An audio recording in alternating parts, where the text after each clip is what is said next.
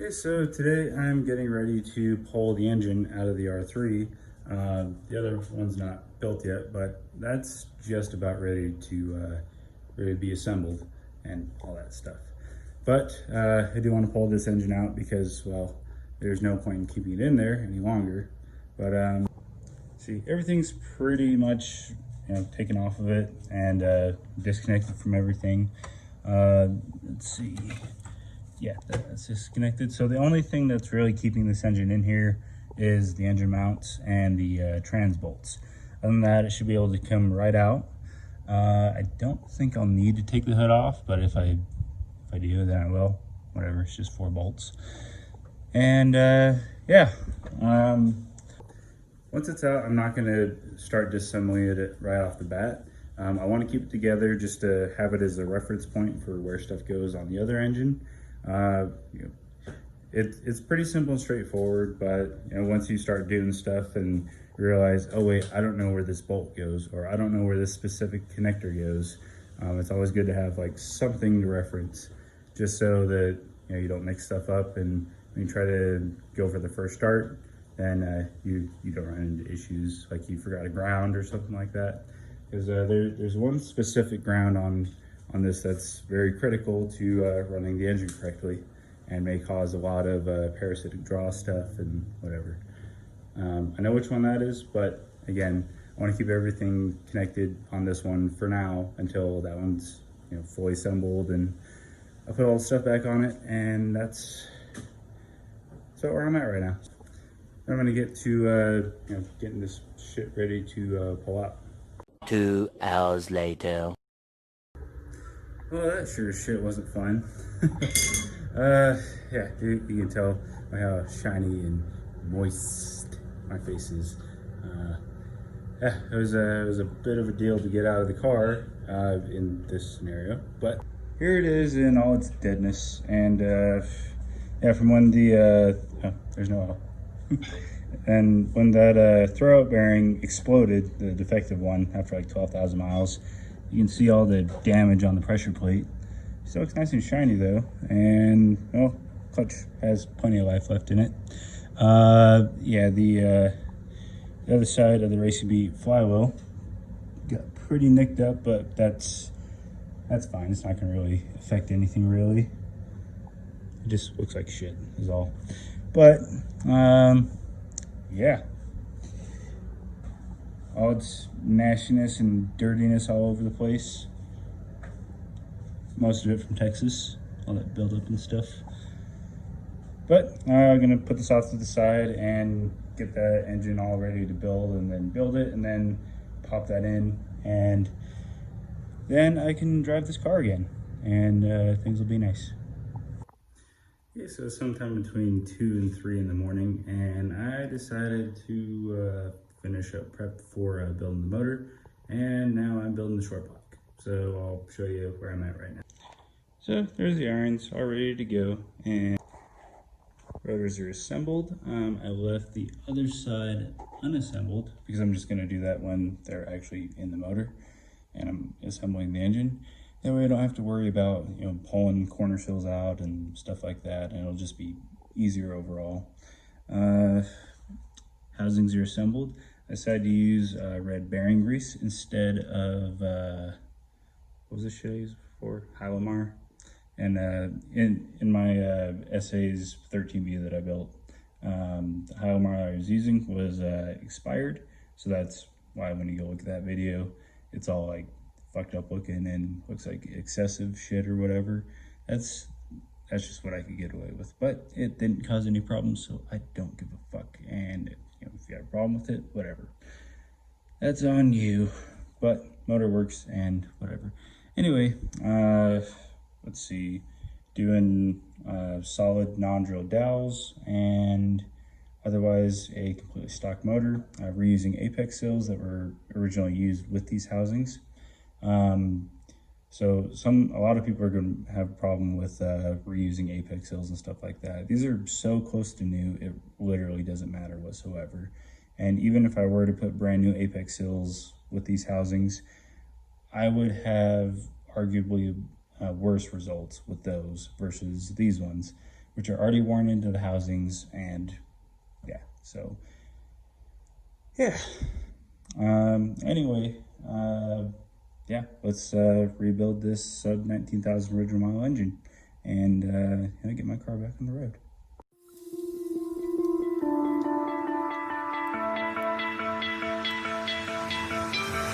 You stole my heart of gold after my silver soul. Can you dig any deeper now? I gave you all I own, put you on this golden road, but I'm a little stronger now. You cashed in on my promises, you know I'm too generous. Now I've learned to never help you out, 'cause I'm done cleaning up your mess. Found myself in my regrets. I've become a little stronger now, a little stronger. So at this point, you're probably expecting, some good news and whatever. And no, well, so yeah, motor's back apart, and here's why. So when I closed the sandwich, I guess, or I closed the keg, I just hand tightened all the tension bolts, and then I was about to start torquing it down and whatever, and I just started spinning it lightly just to kind of loosen whatever up if there is anything to loosen up. And then I started hearing grinding noises, and I spun it back the other way and heard nothing, and then got back, I guess, to the exact same point. Then I heard some grinding noises again. So I pulled the motor back apart, of course the rear rotor first, just to see if something popped out, like a corner piece of a apex seal or something, because they're not glued together. So, and I was having a little bit of problems with actually keeping them down, but I got them down enough to where I figured it would just close down and get them in place. But I am not seeing anything anywhere, like no damage whatsoever. So that's just goo. And then after I got the rear housing off and whatever, I just put these in and then just lightly spun it. What's that? That's also just goo. So lightly spun it, and I was still hearing grinding noises. So I pulled the center iron off, and I was expecting to see like a corner piece of an apex seal popped out of its place, but nope. All three were in place, and nothing was out of place at all in here. So what in the goddamn fuck? So I'm not seeing any damage anywhere. Those marks you see right there, well, they're not really marks. They're just kind of, I guess, stains, you could say. Kind of like over here in the exhaust area, that's just there, but it's completely flat. But I am not seeing anything to suggest that there was any sort of issue whatsoever. So the housings are good, the irons are good, but yeah, I'm done for tonight. I gotta figure something out. Oh, there's one thing I did notice. So this little corner piece on the rear rudder, I just remembered now when I was thinking about corner pieces and stuff. But yeah, that did pop out. I don't know if it popped out while I was closing the engine or whatever, but it does look a little bit fucked up. And there was a little bit of debris on the rear. No damage to the rear housing or irons or anything. Actually, matter of fact, let's take a closer look. Yeah, nothing. Didn't damage any of the major parts, rotors or anything. Okay, so taking a closer look at the rear housing, I did find a little bit of damage. That was from that corner piece, from it popping out and then falling down on towards the front of the motor, and it got caught up right there. So that's why when I turned the motor, it would like start grinding right there, and then I turned it the other way, nothing, and then it would start grinding again over here. Oh,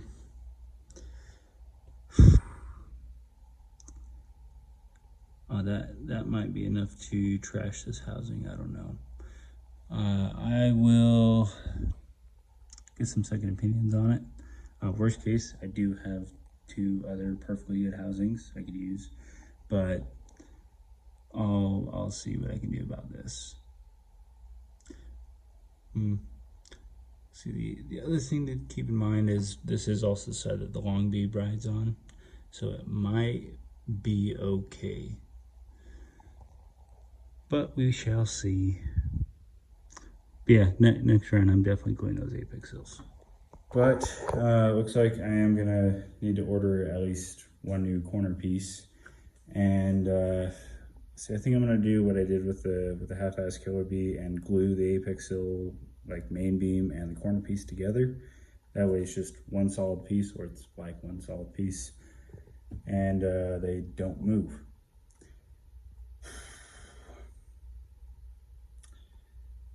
Yeah, I got a big mess to clean up now.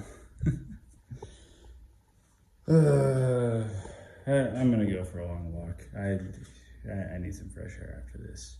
It's hot as shit in here, and this, I don't fucking need this shit right now. So,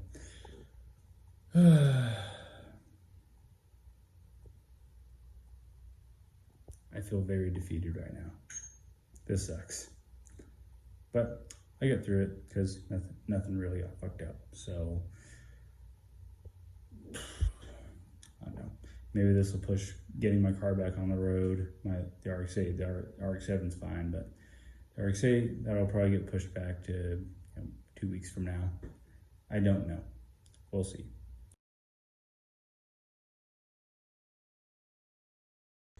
Okay, so don't mind the mess, but everything is pretty much in place now that I can take a second go at building this motor.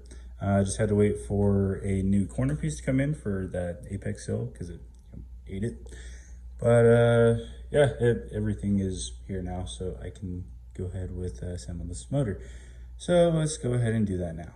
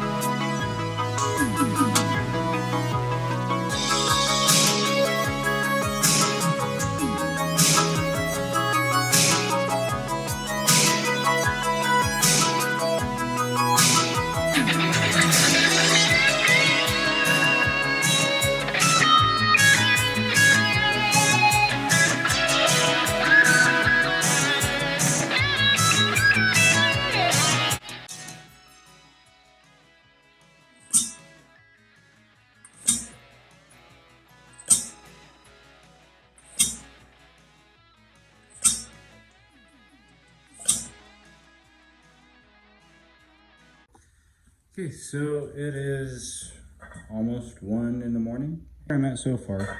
So pretty much got the wire harness all fully assembled and where it needs to be. So I did connect the ground down there, and I got the upper piece of the oil pan put on.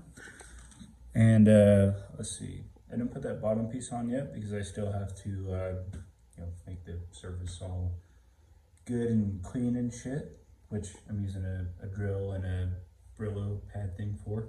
But it is too late and I don't want to piss my neighbors off, so yeah, I'll just do that tomorrow. But everything else is good to go.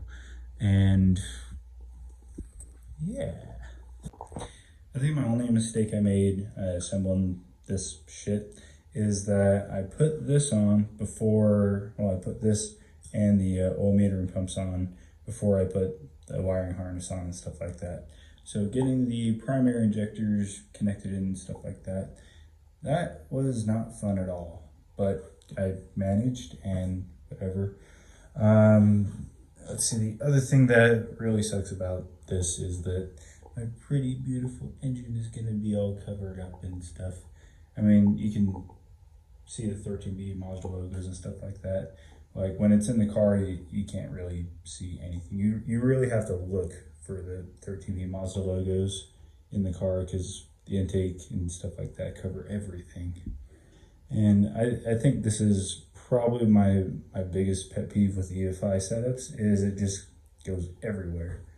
I mean, it's more beneficial than a carbureted setup, but if there was an actual benefit to carbureting a Renesis, then you can bet your ass that I'd be throwing all this shit in the trash and just running a super simple carbureted setup just like the SA has.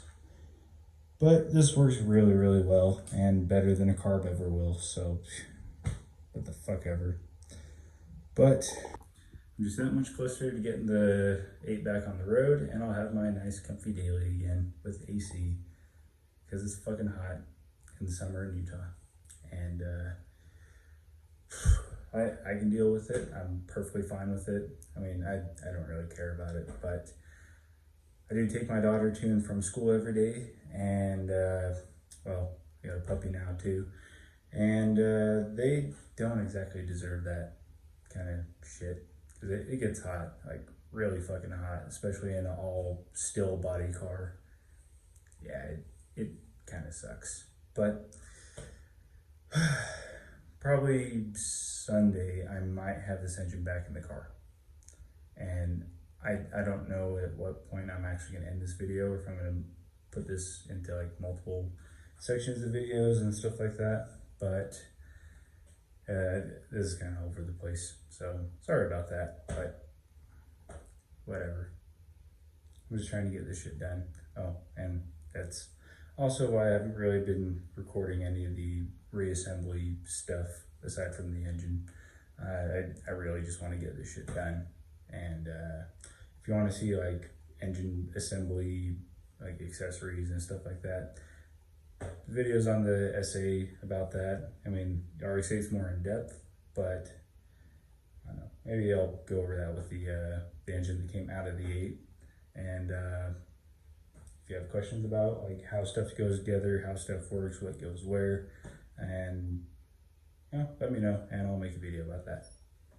All right, but I gotta go to sleep because I gotta wake up early and take my daughter to school in the morning. So that's where I'm ending it here.